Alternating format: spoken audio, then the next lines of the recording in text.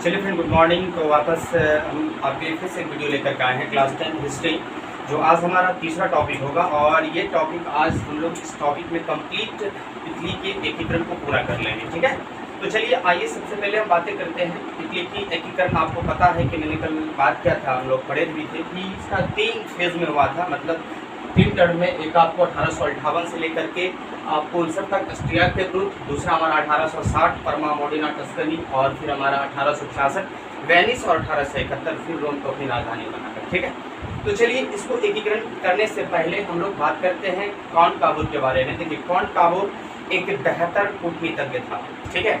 यदि हम बात करें तो इसे कॉन्ट काबूर को इटली के एकीकरण का दिमाग कहा गया। क्या कहा गया था? दिमाग, ठीक है, दिमाग। और यदि हम बात करें जोसेफ मैज़नी को, तो जोसेफ मैज़नी को इटली के एकीकरण का दिल कहा गया था। क्या कहा गया था? दिल। इसे जोसेफ मैज़नी को। और गेरी वाल्टे, जिसको समझते हैं, उसे क्या कहा गया था? इटली के एकीकरण का तलवार, ठीक है। तो चलिए यहाँ तक आप समझ रहे होंगे। तो देखिए, कॉन्ट काबूर जो था आपको पिडमांट सार्डिनिया, तो समझ लेते हैं पिडमांट सार्डिनिया क्या है। देखिए, पिडमांट सार्डिनिया मैंने जैसे बताया था, इटली के कई सारे पार्ट थे, जैसे क्या परमा मोडिना टस्कनी, सिसिली, नेपल्स, वेनिस, रोम। और इसी प्रकार एक जो था वो था आपको पिडमांट सार्डिनिया, जो कि एक स्वतंत्र पार्ट। यहाँ पे राजा थे उस समय विक्टर इनेमो द्वितीय, वहाँ के शासक थे, और उन्होंने कॉन्ट काबूर को प्रधानमंत्री नियुक्त किए थे। और इसे प्रधानमंत्री कब नियुक्त किया था? 1852 ईस्वी में इसे प्रधानमंत्री वहाँ पे नियुक्त किया गया, ठीक है।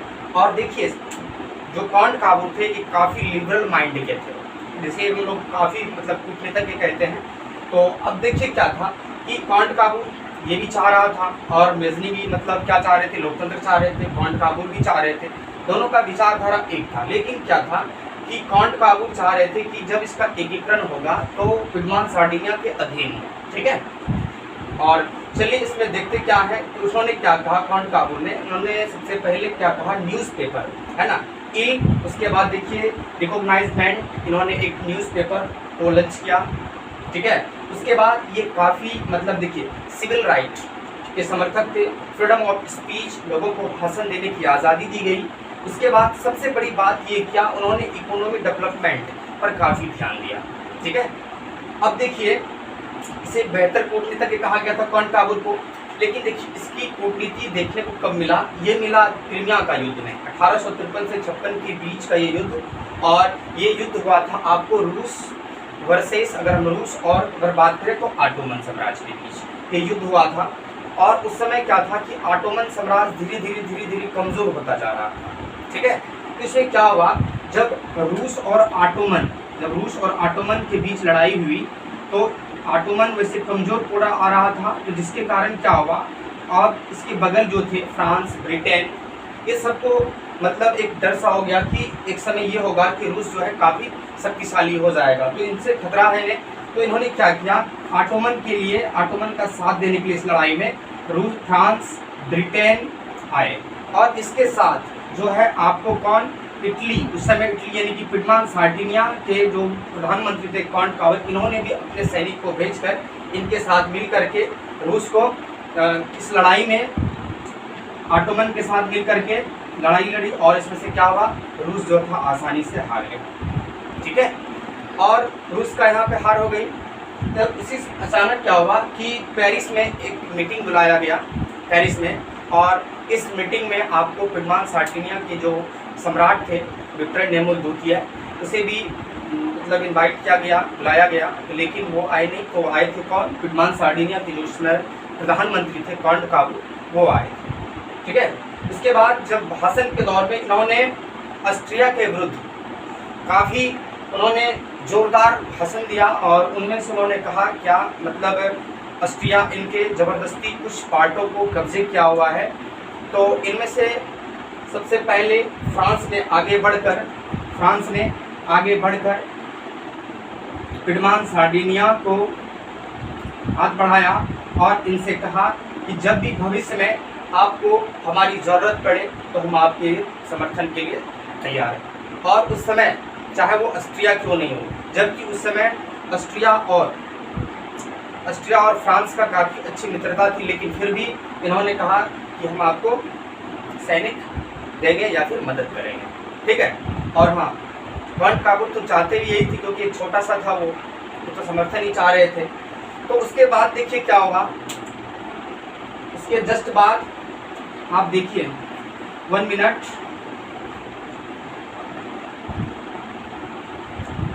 अब ऑस्ट्रिया, उसके बाद देखिए जस्ट क्या हुआ कि इन्होंने क्या हुआ, और पिडमान सार्डिनिया के बीच क्या हुआ, लड़ाई मतलब युद्ध हो गया, ठीक है। और ये पिडमान सार्डिनिया और ऑस्ट्रिया, जबकि इसका साथ देने के लिए कौन, फ्रांस पहुंच गए, ठीक है, फ्रांस पहुंच गए, ठीक। और इस युद्ध में एक छोटी सी बात हम लोग समझते हैं कि देखिए फ्रांस और इटली, फ्रांस और इटली के सीमावर्ती क्षेत्र, ठीक है, दो थे, वो थे आपको नीस और सेवाएं, नीस और सेवाएं, ये दो क्षेत्र थे। और हमेशा से फ्रांस इसको मतलब फ्रांस का मतलब विवाद था इन दोनों का, नीस और सेवाएं को लेकर, जैसे कि हमारे बीच भी है, इंडिया पाकिस्तान के बीच आप देख रहे हैं कुछ विवादें भी। तो इनमें से क्या हुआ कि ये क्षेत्र जो है इटली ने, यानी कि जो कॉन्ट काबुल थे, इन्होंने किसे दे दिया, फ्रांस को दे दिया, ठीक है। तो इससे क्या होगी, मित्रता और गहरी हो गई। लेकिन अब भी नहीं हुआ।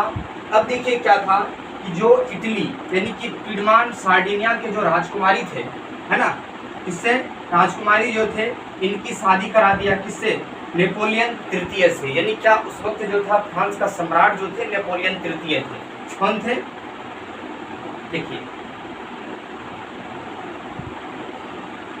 नेपोलियन थर्ड उस समय वहाँ के सम्राट थे। तो इटली की राजकुमारी का विवाह किनसे करा देता है, तो नेपोलियन थर्ड से। हाँ, समझिए कि नेपोलियन कौन थे, तो नेपोलियन बोनापार्ट जो हम पढ़ रहे थे, जिन्होंने कि आपको मतलब इसकी मृत्यु आपको 1820 में हो गई थी, उन्हीं के भतीजे थे नेपोलियन थर्ड। तो इनकी शादी इनसे कर दी गई, ठीक है। तो अब क्या हुआ, एक वैवाहिक संबंधी बन गया, अब तो बेहतर हो गई। तो अब देखिए, अब यहाँ से हम लोग इस प्रकार इटली से अपना क्षेत्र को मतलब एकीकरण करेंगे और वापस फिर से। चलिए फ्रेंड, तो अब हम लोग देखते क्या है कि एक एक कर हम सारे पार्ट को मतलब पिडमान सार्डिनिया में किस प्रकार मिलाया गया, इसको देखते हैं। और अभी तक हमने मतलब कॉन्ट काबुल की कूटनीति को समझे। तो चलिए देखिए क्या हुआ। अब आपने क्या देखा कि लगभग जो है आपको फ्रांस से मतलब पूरी तरह से कॉन्ट काबुल की मित्रता हो चुकी थी। तो अब क्या हुआ, अब लगा ऑस्ट्रिया को, ऑस्ट्रिया और देखिए पीएस यानी कि पिडमान सार्डिनिया।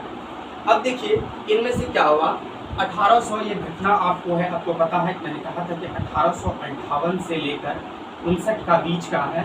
तो इसमें अब जो पिडमान सार्डिनिया के जो इसमें प्रधानमंत्री थे कॉन्ट काबुल, इन्होंने किसे, अब देखिए लोम्बार्डी और वेनिस, ठीक है, इसे लोम्बार्डी और वेनिस, वहाँ के लोगों को लगा भड़काने, ठीक है, और उसको लगा भड़काने लगा। तो इसके विरुद्ध में क्या हुआ, जब उसको कॉन्ट काबुल ने मतलब भड़काना शुरू किया, तो ऑस्ट्रिया के जो सम्राट थे, तो इन्होंने इसे वार्न किया कि तुम ये गलत कर रहे हो, है ना। तो इनमें से क्या हुआ कि ये तो चाह रहा था, युद्ध चाह रहा था, क्योंकि इसे पूरा तरह पता था कि फ्रांस अब हमारे साथ है, अगर लड़ाई भी होगी तो वो हमारी मदद करेंगे। तो अब देखिए क्या हुआ कि अब लड़ाई आ गई, मतलब लगभग अब लड़ाई मतलब होने ही वाला था कि इसमें जो था फ्रांस, अब ऑस्ट्रिया के जो सम्राट थे ये पहुंच गए किसके पास, इंग्लैंड के पास। इनसे इन्होंने समर्थन मांगा, तो समर्थन नहीं मिला, मतलब ज़बरदस्ती इंग्लैंड वाले ने ही इनसे कहा कि तुम गलत कर रहे हो, ज़बरदस्ती तुम उनके क्षेत्रों पर कब्जा किए हुए हो। तो वापस फिर तब देखिए वो वहाँ से कहाँ चले आता, फिर वहाँ से वो आ गया फ्रांस। फ्रांस उन्होंने समर्थन मांगा, तो फ्रांस ने भी उसकी मदद नहीं की, ठीक है। अब देखिए युद्ध छिड़ गया था, और इस युद्ध में क्या हुआ कि जो फ्रांस थे इन्होंने किसके साथ आ गया, ये आ गया आपको पिडमान सार्डिनिया के साथ, इसके मदद करने के लिए, ठीक है। और जब इसके मदद करने के लिए ये आ गया तो ये काफ़ी स्ट्रांग हो गया, और क्या हुआ कि आसानी से इन्होंने क्या कर लिया, लोम्बार्डी को किसमें, इटली में मिला लिया गया, मतलब पिडमान सार्डिनिया में मिला लिया गया, ठीक है। अब देखिए वेनिस को भी मिला लिया जाता, लेकिन तब तक क्या हुआ, तब तक ऑस्ट्रिया के सम्राट ने बात किया फ्रांस के सम्राट से कि आप गलत कर रहे हो, एक आप पिडमॉन्ट सार्डिनिया के कारण आप हमारी इतनी पुरानी मित्रता को आप तोड़ना चाहते हो।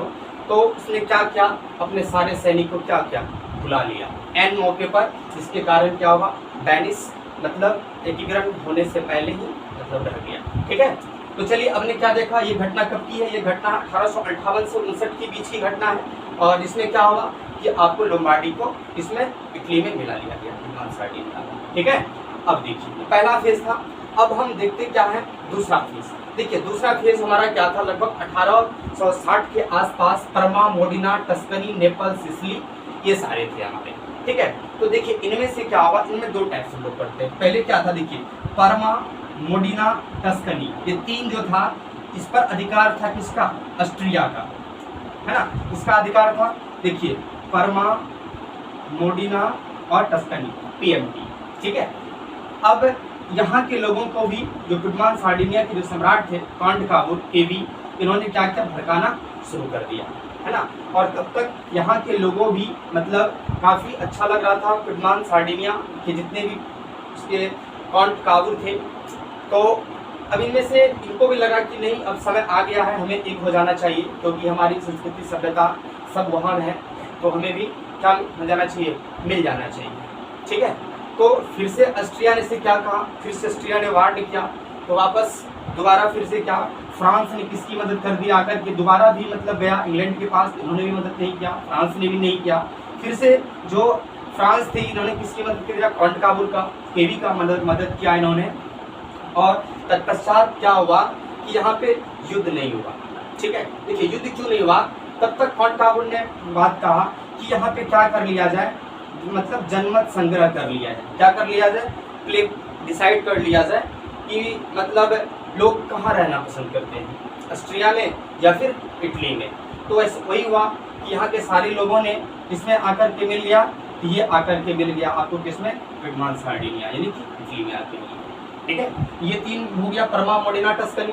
अब देखिए बाकी बच गया नेपल्स और सिसिली। देखिए नेपल्स और सिसिली पर जो अधिकार था वो था आपको बुर्बो वंश का, आप पढ़ेंगे क्लास 9th में। तो इसमें किसका था अधिकार, बुर्बो वंश का। अब देखिए नेपल्स और सिसिली, ठीक है, इस पे अधिकार किसका था, बुर्बो वंश। ठीक है, अब देखिए बुर्बो वंश पर डायरेक्टली कांट काबुर जो थे आपको इस पर नेपल्स और सिसिली पर आक्रमण नहीं कर सकते थे। क्यों नहीं कर सकते थे, क्योंकि बुर्बो वंश और किसका, देखिए फ्रांस का काफ़ी मित्रता थी, और उस समय एक रिश्तेदार मतलब एक क्या बोलिएगा रिलेशनशिप भी था इन लोग का बहुत अच्छा। और ऑटोमेटिक है कि जब ये इस पर मतलब चढ़ाई करेंगे नेपल्स और सिसिली पर, बुर्बो वंश पर, तो ऑटोमेटिक है कि फ्रांस को मतलब बहुत बुरा लगेगा। तो जिस कारण इन्होंने कूटनीतिज्ञ तो थे ही, और वापस इन्होंने दिमाग लगाया और वापस किसे बुला लिया जाता है, बुला लिया जाता है गैरीवाल्डी। ठीक है, किसे बुला लिया गया, गैरीवाल्डी को बुला लिया गया। आपको पता है कि गैरीवाल्डी भी चाह रहे थे क्या हो, लोकतंत्र हो, और मेज़नी के समर्थक थे। 1834 में, जब 1831 में आपको जब यंग इटली का निर्माण हुआ था, तो उसमें 1834 में ये भी थे मतलब उनके साथ। तो ये भी काफ़ी मतलब चाह रहे थे कि इटली क्या हो, एक लोकतंत्र हो और सबका क्या एकीकरण हो, इकट्ठा हो जाए। तो ठीक है, तो वापस इन्होंने किसे बुलाया, गैरीवाल्डी को बुलाया। और गैरीवाल्डी के जो सैनिक थे उसे रेड शर्ट कहा जाता था। क्या कहा जाता था, रेड शर्ट। ठीक है, तो अब इन्होंने कांट काबुर ने इसे बुलाया और बात किया कि देखो ये भाग जो है मतलब नेपल्स और सिसिली, इस पर अधिकार किसका, बुर्बो वंश का है, जिसकी कि आपको फ्रांस के साथ काफ़ी मित्रता है, जिसके कारण हम डायरेक्टली इससे नहीं लड़ सकते हैं। तुम तो बाहरी हो और तुम आसानी से लड़ सकते हो, तुम्हारी हर ज़रूरत, चाहे आपको सैनिक जहाज़, ये सबसे हम मदद करेंगे। ठीक है, तो इन्होंने तैयार हो गया। और हाँ, गैरीवाल्डी को मैंने बताया था कि इटली के एकीकरण का तलवार कहा गया है। तो वापस इन्होंने क्या हुआ कि लगभग हजारों सैनिक को लेकर वापस यहाँ से चल दिए। ठीक है, तो जाने के बाद सबसे पहले उन्होंने किसे, नेपल्स को कुछ ही दिनों में उन्होंने क्या कर लिया, इटली मतलब जीत लिया। और तत्पश्चात फिर 5 से 6 महीने बाद इसे सिसिली को भी जीत लिया गया। अब इस तरह क्या हुआ, 1860 सितंबर 1860 तक लगभग जो है इन क्षेत्रों का क्या हुआ, एकीकरण पूरा हो गया। लेकिन यहाँ कंडीशन दूसरा है, जब नेपल्स और सिसिली पर अधिकार जब गेरिबाल्डी ने उसे जीता तो वापस गेरिबाल्डी ने क्या नेपल्स और सिसिली को कॉन्टकाबुर को नहीं सौंपा, ठीक है। और जब नहीं सौंपा तो इन्होंने फिर से एक कूटनीति का इस्तेमाल किया और वापस इन्होंने फ्रांस के सम्राट से बात किया कॉन्टकाबुर कि एक बाहरी आक्रमणकारी आपके इन क्षेत्रों पर कब्जा कर लिया है, अगर आप कहें तो मैं उसे सबक सिखाऊं, ठीक है। तो उन्होंने क्या मतलब बोला हाँ कोई दिक्कत नहीं आप कर सकते हैं। तो उसके बाद क्या कहा कि उस समय जो था ये रास्ता जो था आपको देखिए तो रोम होते हुए, रोम यानी कि उस पर किसका था, पोप का अधिकार था, ठीक है। पोप का अधिकार था जिस समय वो किसके अंतर्गत था, फ्रांस के अंतर्गत था। तो उन्होंने फ्रांस के सम्राट से कहा कि जब हमारे सैनिक जाएंगे तो उसे आप मतलब रोकेंगे नहीं, मतलब आसानी से आप वहाँ तक पहुँचने देंगे, ठीक है। जब वापस रोम को क्रॉस करते हुए कॉन्टकाबुर का सैनिक पहुँचा तो गेरिबाल्डी ने लड़ाई नहीं हुई, वहाँ पे आसानी से क्या हुआ, नेपल्स और सिसिली को सौंप दिया। कहा ठीक है आप भी चाहते हैं कि इटली का एकीकरण हो, पर हम चाहते थे इटली का एकीकरण हो पर वहाँ पे क्या हो, लोकतंत्र हो। लेकिन कॉन्टकाबुर विचारधारा दोनों के एक थे, एकीकरण, लेकिन वो चाहता था क्या, राजतंत्र हो, मतलब इसके विद्यमान सार्डिनिया के, ठीक है। तो वापस क्या सौंप दिया इसे। तो इस तरह क्या हुआ 1860 में, मैंने बताया कि सितंबर 1860 तक में क्या हुआ कि इन भागों पर आसानी से क्या हुआ, विद्यमान सार्डिनिया यानी कि इटली में मिला लिया गया, ठीक है। चलिए फिर तो बाकी शेष हमारा दो कि वेनिस और फिर रोम को मतलब एकीकृत करना बाकी है। चलिए इसको भी करते हैं हम लोग। देखिए तब तक क्या हुआ कि आपको उसी वक्त 1862 की आज मतलब 1862 में जो केवी थे हमारे, इसका क्या हो गया, डेथ हो गई। जो विक्टर एनेमो दूसरे जिन्हें प्रधानमंत्री नियुक्त किया था कॉन्टकाबुर की, उसकी मृत्यु हो गई। और बाकी ये दोनों का वेनिस और रोम का एकीकरण होना बाकी था अभी। लेकिन तब तक जो सम्राट थे विक्टर इमैनुअल द्वितीय, देखिए विक्टर इमैनुअल ने क्या हुआ कि तब तक बहुत कुछ सीख चुका था कॉन्टकाबुर से, बहुत सारे इन्होंने भी कूटनीति को सीख चुका था। अब देखिए तब तक क्या हुआ, फिर आपको इसके बीच अब कुछ ही समय बाद देखिए क्या हुआ कि प्रशा, ठीक है, देखिए किससे, प्रशा और ऑस्ट्रिया के बीच, प्रशा और ऑस्ट्रिया के बीच युद्ध हुआ। और ये युद्ध आपको जो हुआ वो क्या था, आपको 1866 का युद्ध, ठीक है। कब का, 1866। और इस युद्ध को आपको सोडावा का युद्ध में 1866 में, इसमें सोडावा का युद्ध, ठीक है। तो इसमें जो ऑस्ट्रिया के जो उस समय जो शासक थे, ऑस्ट्रिया के शासक बिस्मार्क, ठीक है, कौन थे उस समय, देखिए बिस्मार्क। अब देखिए इन दोनों में प्रशा और ऑस्ट्रिया के बीच लड़ाई क्यों होगा, क्योंकि सेम टाइम में ही एकीकरण जर्मनी का भी चल रहा था। कि आप जर्मनी के एकीकरण में पढ़ेंगे कि किस प्रकार इन दोनों का मतलब रिलेशन खराब हुआ था।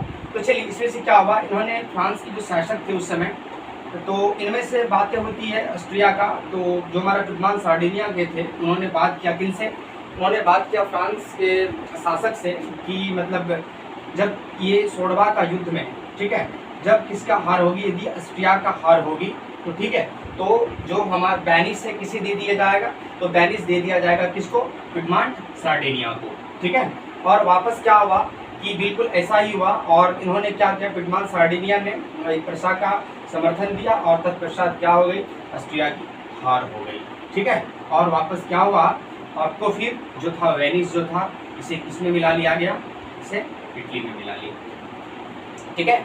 तो चलिए वापस अब लास्ट हमारा चलते हैं कब, रोम की राजधानी। अब देखिए कब, अब ये घटना हमारा है आपको देखिए 1870 से 71 की घटना है ये, आपको पता है।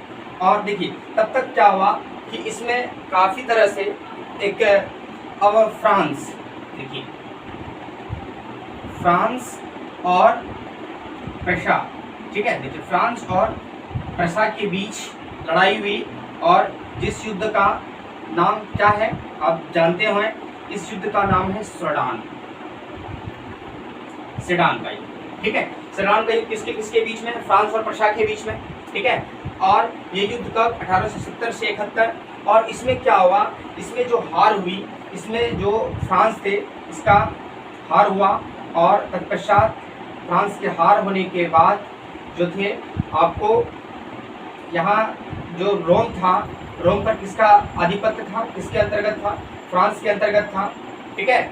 अब देखिए फ्रांस की तो यहाँ हार हो गई, ठीक है, और वापस जो था ये सोडान का युद्ध में किसकी हार हुई, तो फ्रांस का। और उसके बाद देखिए तो इस तरह से अब जो रोम था यहाँ पे स्वतंत्र, तब तक क्या हुआ कि जो आपको पिडमान सार्डिनिया के मतलब जो सम्राट थे, इन्होंने अपना सैनिक को कहाँ भेज दिया, इन्होंने अपना सैनिक को भेज दिया रोम। और वापस देखिए रोम को तुरंत एक बार में कब्जा करना तो आसान नहीं था, जो कि मतलब वैसे भी समझ सकते हैं कि इटली में वैसे भी ईसाई धर्म के लिए बहुत ये था मतलब।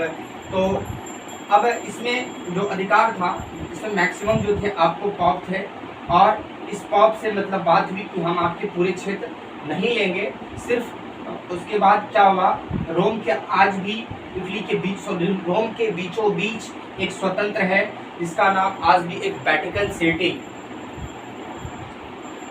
ठीक है, वेटिकन सिटी इन्होंने पॉप को सौंप दिया, और बाकी भाग को इसमें इटली में मिला लिया गया।